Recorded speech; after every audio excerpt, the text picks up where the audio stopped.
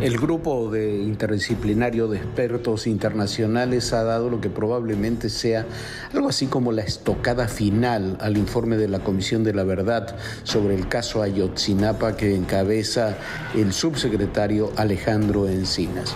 Reconoció que las pruebas en las que se había basado aquel informe, particularmente los chats y las capturas de pantalla, casi 500 sobre la que se construyó ese informe y muchas de sus tesis son sencillamente, luego de un peritaje independiente, son sencillamente falsas. Desde entonces, el andamiaje de esa investigación, de ese informe, se ha ido cayendo, se ha ido destruyendo. Falta ver qué va a suceder con las personas que han sido encarceladas, desde el ex procurador Murillo Karam hasta el general Rodríguez Pérez y otros 3 elementos de la Secretaría de la Defensa Nacional. Si nos basamos en lo que dice el grupo de expertos internacionales, en lo que ha declarado el propio Encinas, en lo que hemos dicho los investigadores independientes, ese informe no tiene razón de ser. Esas capturas tampoco. Y no solo habrá que comenzar nuevamente la investigación del caso Ayotzinapa, sino que habrá que hacerlo después de un durísimo descrédito público. Hay que ponerle un nombre, un rostro. Y que vienen todas las demandas internacionales. Una ciudad tan complicada como es la Ciudad de México. Ya llegamos a Aguililla, esta ciudad, la entrada a la Tierra Caliente.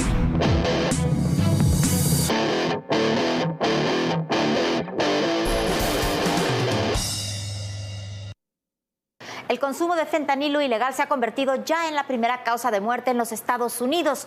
Dicen sus autoridades que las muertes por sobredosis están ya por encima de las muertes causadas por armas de fuego, los accidentes viales, el cáncer o el COVID. Las autoridades de California aseguran además que el 80% del fentanilo ilegal está ingresando por la frontera de San Diego con Tijuana y que San Diego se ha convertido en un centro neurálgico para la distribución de la droga a buena parte de la Unión Americana. Previo a la noche de Halloween en Estados Unidos, un cargamento del opioide sintético llamado fentanilo arcoíris fue detectado y decomisado en Sonora. Tenía como destino Tijuana, Baja California, para ser ingresado posteriormente a Estados Unidos. La nueva presentación de esta droga genera alarma entre las autoridades, por lo que hacen un llamado a los padres de familia para estar alerta de lo que reciben sus hijos cuando salgan a pedir dulces en estas fiestas de Halloween. Desde hace unas semanas, las autoridades advertían sobre el peligro de la droga en estas fechas. This newly packaged poison is deliberate. It is calculated, it is treacherous deception to make rainbow fentanyl look like candy. This is every parent's worst nightmare. El fentanilo arcoíris ha generado gran alarma debido al peligro de sobredosis que concentra una pequeña dosis de 2 miligramos, la cual puede ser mortal. Según reportes de inteligencia, una de las principales rutas de acceso para traficar el fentanilo a Estados Unidos es San Diego, por lo que las aduanas de Baja California resultan pieza clave para su trasiego. En septiembre, el condado de San Diego colocó 1,303 banderas púrpuras. Cada una representaba una vida perdida por sobredosis en 2021, año en el que aumentó 33% el número de decesos por sobredosis respecto al año anterior. Más del 75% del fentanilo que llega a las calles de Estados Unidos y que trafican los cárteles locales entró en vehículos por los 3 puntos de ingreso de Baja California, las garitas de Otay, San Isidro y Caléxico. Esto convierte a San Diego como la principal puerta de acceso del opioide sintético. La fiscal de distrito de San Diego, Summer Stephan, señaló que el fentanilo fue la causa número 1 de muertes entre la población norteamericana, por arriba de los asesinatos por armas de fuego, accidentes automovilísticos y enfermedades como COVID-19 y cáncer. De acuerdo con el Centro Internacional de Investigación y Análisis contra el Narcotráfico Marítimo, en su más reciente reporte, 1 kilo de fentanilo se fabrica en 2 horas y genera ganancias por $195,000. Las autoridades estadounidenses reconocen que las grandes ganancias y el fácil ingreso a la Unión Americana ha provocado una guerra por ese mercado entre los cárteles de Sinaloa y el Jalisco Nueva Generación. La Agencia Marítima de Inteligencia señala que Jalisco, Sinaloa y Sonora son los principales puntos de partida del trasiego de este opioide sintético. El cártel de Sinaloa controla los accesos terrestres a Estados Unidos de California, Arizona y Nuevo México, mientras que el cártel Jalisco Nueva Generación opera vía aérea a San Diego, Nevada, Washington, Virginia y Kentucky. Otra parte de la droga es traficada a través del Océano Pacífico y el Golfo de California mediante el empleo de lanchas Go Fast con destino a los puertos de Tijuana y San Diego. De acuerdo con Jaime Puerta, presidente de la ONG Victim of Illicit Drugs, radicada en San Diego, cada 2 semanas se está sufriendo un 911 en relación a los 2.996 muertos que dejó el ataque a las Torres Gemelas en 2001. En 2021, los Centros de Control y Prevención de Enfermedades de Estados Unidos registraron 107,000 muertes por sobredosis. De estas, al menos 70,000 estuvieron relacionadas con el fentanilo. Sin embargo, organizaciones civiles consideran que los decesos a causa de esta droga podrían superar las 80,000. Mientras tanto, en Tijuana, Baja California, hasta el 33% de los cuerpos que llegan al servicio médico forense han dado positivo al consumo de fentanilo, lo que se podría convertir en un problema de salud pública para la región. Para ADN 40, Fuerza Informativa Azteca. Y eso explica también el grado de violencia que se vive en Tijuana, que se ha convertido en la ciudad con mayor número de homicidios. ¿Quién controla Tijuana? Es parte de la violencia que vive Tijuana desde hace varios meses y que se incrementa cada día por la disputa entre grupos criminales. La ciudad cerró septiembre con 186 asesinatos, 57 más que el mismo mes del año pasado. 8 de cada 10 homicidios están relacionados con el crimen organizado, reconoce la alcaldesa Montserrat Caballero. En el acumulado enero-octubre, Tijuana se ubicó en el primer lugar a nivel nacional en homicidios dolosos y encabeza los 15 municipios que concentran casi el 29% de ese delito en el país, según cifras de la Secretaría de Seguridad y Protección Ciudadana. El registro hasta el 30 de octubre indica que la ciudad fronteriza superó los 1,600 crímenes, un promedio de 5 homicidios diarios. Tan solo el jueves 27 hasta las primeras horas del viernes 28 de octubre, 12 hombres fueron asesinados. En lo que va del año, al menos 20 cuerpos han sido encontrados en canales del río Tijuana. La creciente violencia ha ocasionado desplazamiento de personas que habitaban ese canal, que divide los estados de California en Estados Unidos y Baja California en México. Habitantes señalan que en esa zona se cometen torturas y asesinatos. Desde 2020 se identificó el aumento de violencia por el tráfico de drogas, sobre todo de fentanilo, ya que organizaciones criminales han visto en él un negocio 20 veces más redituable que la heroína. De ahí la disputa que mantienen los cárteles de Sinaloa y el Jalisco Nueva Generación por el control del fentanilo. Medios locales reportan que el cártel liderado por Nemesio Oseguera el Mencho ha logrado colocarse en la frontera ofreciendo la misma cantidad de fentanilo que sus rivales, pero a un menor precio.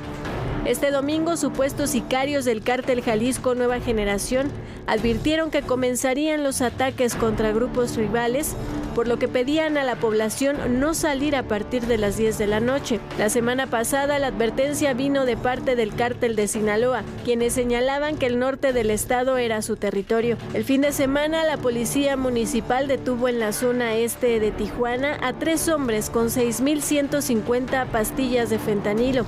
2 de los detenidos originarios de Chihuahua, mientras que el otro era de Sinaloa. De acuerdo con las autoridades, la distribución de fentanilo en la zona turística de Tijuana se incrementó 333%. Este aumento se estima con base en el decomiso de 269 kilogramos de fentanilo entre enero y agosto de 2022. La mayoría en la conocida zona norte, donde se concentra el flujo migratorio y turístico, por estar a 1 kilómetro del puerto fronterizo de San Isidro. Y todo esto tampoco parece ser ajeno a las luchas políticas incesantes que se dan en ese estado, dentro de los mismos partidos entre autoridades municipales y estatales en los últimos años. En medio de la violencia en Baja California, en particular en Tijuana, están los desencuentros entre políticos, básicamente entre el exgobernador Jaime Bonilla y su sucesora, Marina del Pilar Ávila Olmeda. La gobernadora impulsa acusaciones penales contra su antecesor. A través de la Consejería Jurídica y la Secretaría de Hacienda, presentó denuncias penales en contra de exfuncionarios de la administración anterior, debido a un probable daño al erario por 12,000 millones de pesos, derivados de los compromisos adquiridos para la construcción de una planta fotovoltaica. Además, el fiscal Guillermo Ruiz presentó su renuncia. No llegó ni al segundo año en el cargo. Su relevo, Ricardo Iván Carpio, se vio involucrado en un escándalo luego de que su auxiliar fue detenido al cruzar la frontera con San Diego con 30 kilos de metanfetaminas ocultos en su vehículo. Luego de los hechos violentos de hace unas semanas en Tijuana, Mexicali, Ensenada y playas de Rosarito, el presidente Andrés Manuel López Obrador manifestó su completo respaldo a la gobernadora.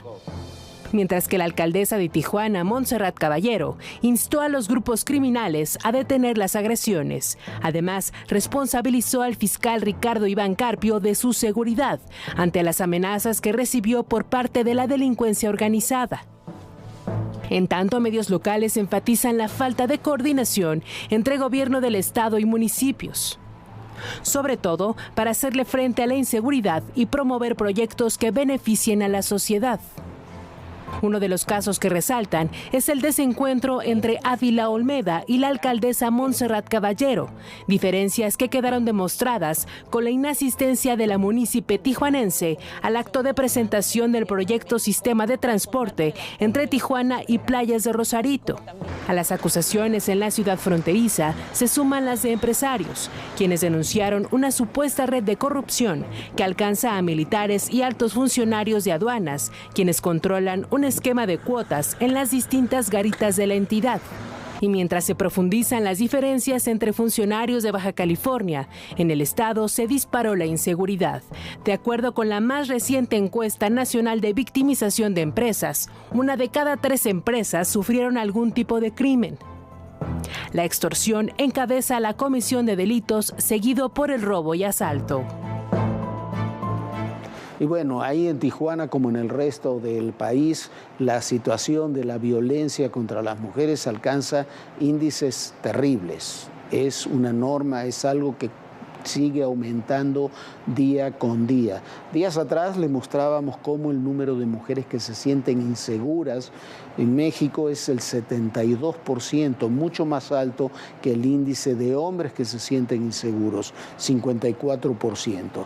Las cifras dadas a conocer por el Secretariado del Sistema de Seguridad Pública también así lo confirman.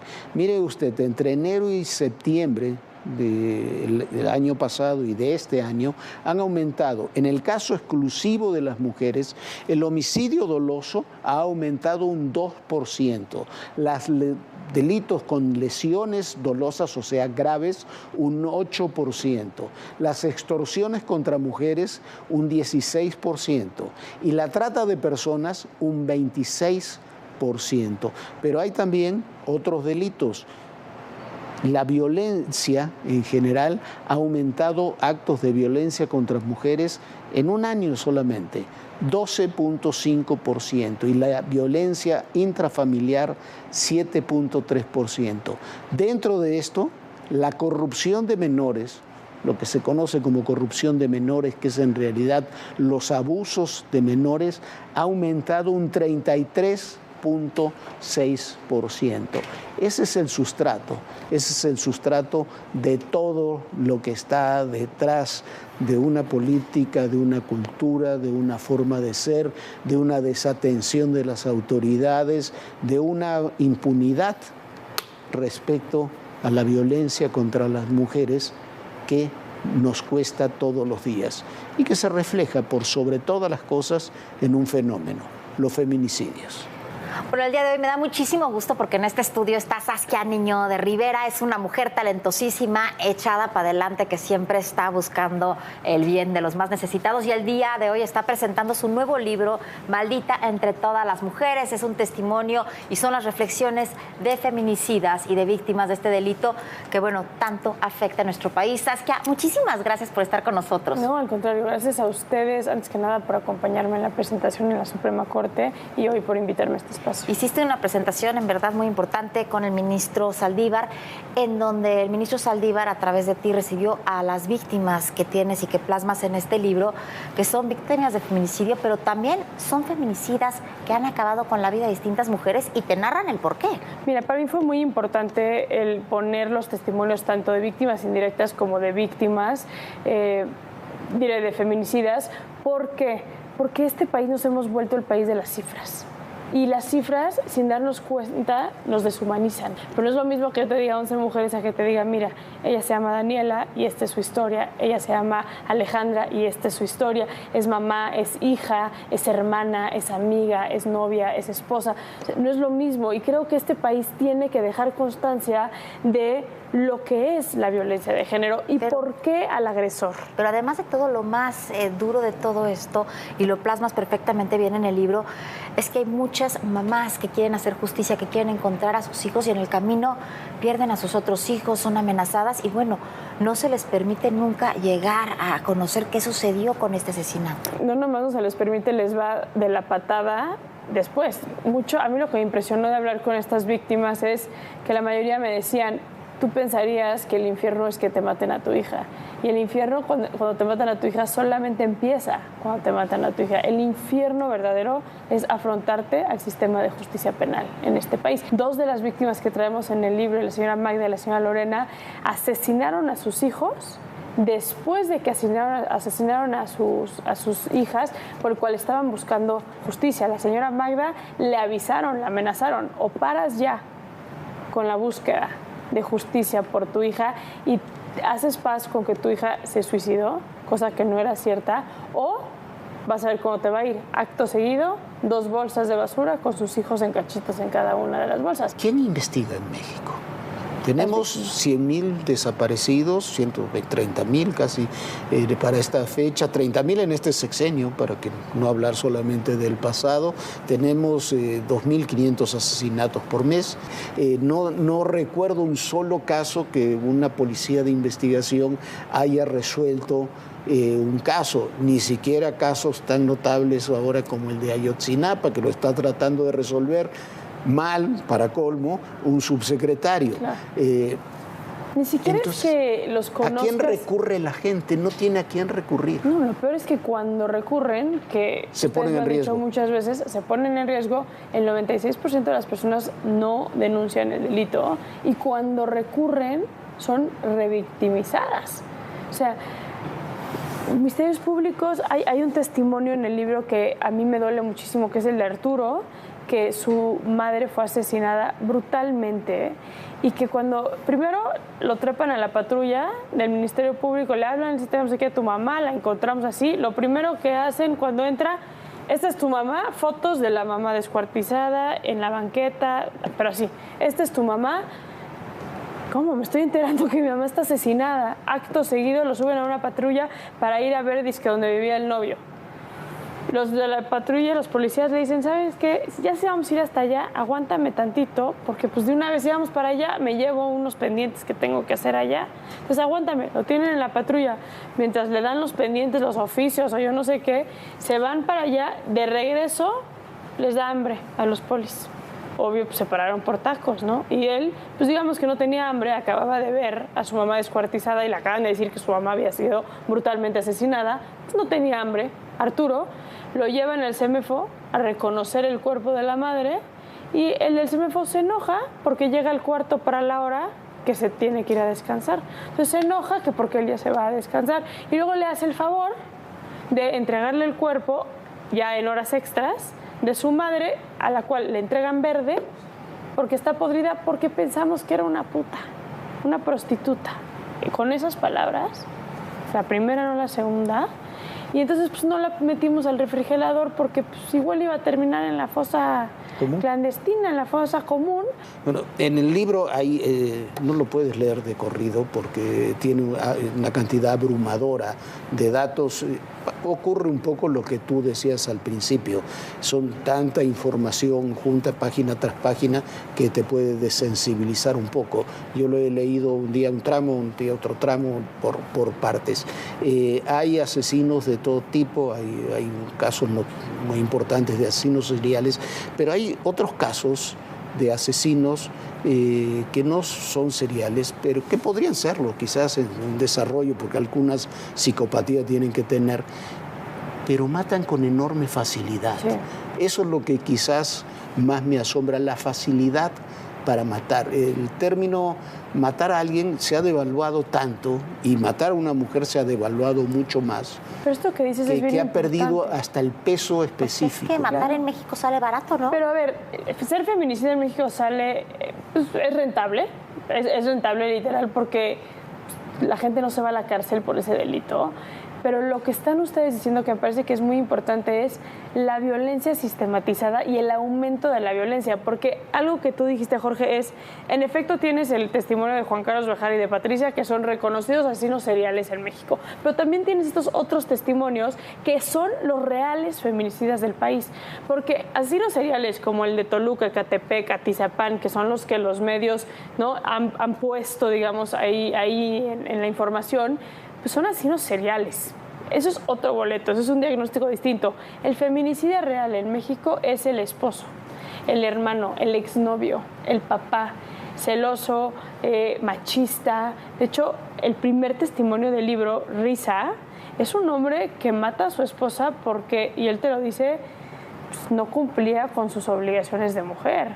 No cuidaba de los niños como debía cuidar, no le daba de comer a los niños, no hacía la tarea con los niños, malinfluenciaba a los niños como mujer, pero especialmente está muy cañón, Saskia, porque lo que estamos comprobando en estas pláticas que has tenido, lo que hemos visto a lo largo de mucho tiempo, es que estos feminicidas justifican que hayan matado a su pareja. Pero es que y están tranquilos de haberlo hecho. Pero es lo una hicimos educación. porque vivimos en una cultura machista. Exacto. Y se lo merecía. Pero es lo que estaba diciendo. Entonces, ¿cómo se atreve Risas decirme a mí, oye, lo maté porque no cumplía, y se lo cree? O sea, genuinamente se lo cree. Tiene una causa justificada. Claro. Tiene una parte de psicopatía esto, ¿no? No, es machismo más violencia sistematizada. En vez de decirme, pues yo tuve que entonces llegar a darle comer a mis hijos, cuidar de mis hijos, hacer la tarea con mis hijos, que es lo que pensarías que cualquier persona te diría, él recurrió a matar a su esposa en vez de hacer esto. Es machismo puro. Lo peor es que en México el feminicida no es Juan Carlos Bejar, no es el monstruo de Atizapán. Ellos son feminicidas, sí, porque escogieron, por X o Y razón, el perfil de género para su seriedad, ¿no?, que es el por el cual matan. Pero el feminicida real es ese hombre que se le educó a no llorar, se le educó a que ser débil es ser vulnerable, que se le educó porque vio que en su casa el papá llegaba todos los días o todos los fines de semana a golpear a la mamá, y eso es lo que él entendió por amor y es lo que él entendió por vínculo afectivo materno-paterno. Y de repente se consiguió una novia que pues, no le venía bien hacer las cosas de tal manera, entonces no le gustaba cocinar. De repente, un golpe, dos golpes, tres golpes. ¿Qué está pasando en la sociedad mexicana que es tan machista? Yo no veo en ningún otro lado del mundo lo que vemos aquí. Yo creo que es un tema cultural, creo que también es un tema religioso. Claro. Y por eso el título de este libro, que sí lo quiero mencionar, porque mucha gente me dice, está terrible el título de tu libro, maldita entre todas. ¿Por qué no maldito entre las mujeres? Porque el libro hace una apología directamente a bendita es entre todas las mujeres y bendito es el fruto de tu vientre, Jesús. Así como en mi primer libro hablo de un sicario en cada hijo te dio, en vez de un soldado en cada hijo te dio, hablando del himno nacional, en este me refiero a la parte religiosa, porque es la esencia católica de México, donde quizá malinterpretado, pero interpretado de la parte religiosa, se ha creado esta cultura machista. Sí, de la parte religiosa, además de la más retrógrada. De la más retrógrada. ¿No? Pero la menos más espiritual, la más conservadora. Ahora, en un minuto, ¿cómo rompes ese círculo vicioso, porque en realidad vivimos en un círculo vicioso que se va alimentando desde el propio hogar hacia los hijos, las familias, regresa después cuando esos hijos se casan. ¿Cómo se rompe el círculo del machismo? Jorge, yo creo que tenemos que fortalecer la protección de las mujeres para prevenir a las que van a matar mañana. 72% de las mujeres se sienten inseguras, 54% de hombres. Exacto. 2, tenemos que educar a los niños de una manera distinta, no como lo hemos estado haciendo ahorita. Y 3, en las escuelas tenemos que empezar a hablar de equidad de género, tenemos que empezar a hablar de emociones, tenemos que meter más psicólogos en las escuelas, tenemos que agarrar a los niños que vienen y tenemos que proteger a las mujeres que hoy están en peligro. Y tenemos que tener justicia con una óptica de equidad de género, que eso se discutió en la Suprema Corte. Me parece increíble que todavía haya ministros que piensan que la justicia es ciega y que no tiene que tener criterio de equidad de género. No, que su propio machismo está puesto sobre las sentencias que marcan. En una sociedad como esta no hacer justicia pensando en temas de género. Y yo agregaría otra cosa, Saskia. Como te enseñan educación sexual en las escuelas, hay estudios muy, muy serios que te enseñan lo que es cómo detectar previo o cómo se va desarrollando la violencia contra las mujeres y también contra los hombres. Y hay escalas donde tú puedes aprender y leer en qué momento esta violencia va a ir creciendo y detectar y asumir esta violencia. Fíjate, para poderlo prevenir. Vivi, para cerrar, y voy a ser muy breve, les prometo, la noche anterior de la presentación en la Suprema Corte se quedaron unas víctimas a dormir en mi casa porque venían de afuera y no tenían dónde quedarse. Y platicando con ellas, cenando la noche anterior, me decían, es que sabes que así son los hombres. Así son. Yo les decía, les prometo que no, les prometo que hay hombres que no son así. Pues preséntanos porque nosotros no los conocemos. O sea, son mujeres que los hombres que las rodean no son hombres distintos a hombres violentos. Y 2, ellas ni siquiera sabían que estaban en situaciones de violencia. Por eso lo que tú dices es muy importante. Saskia, muchísimas gracias. Muchas felicidades por el libro. Muchas gracias por tenerme aquí hoy. Ya nos vamos, Viviana. Ya nos vamos. Muchísimas gracias por habernos acompañado. Lo esperamos, por supuesto, mañana aquí en Todo Personal. Y no se pierdan nuestras redes sociales. Simplemente escanee el símbolo QR que aparece en pantalla y lo lleva directo a la plataforma de YouTube de ADN 40, donde puede ver todos los contenidos de Todo Personal. Bonita noche. Bonita noche. Gracias y felicidades. Descansen. Muy buenas noches y recuerden, el poder y en la política, todo, pero absolutamente todo es personal. Gracias.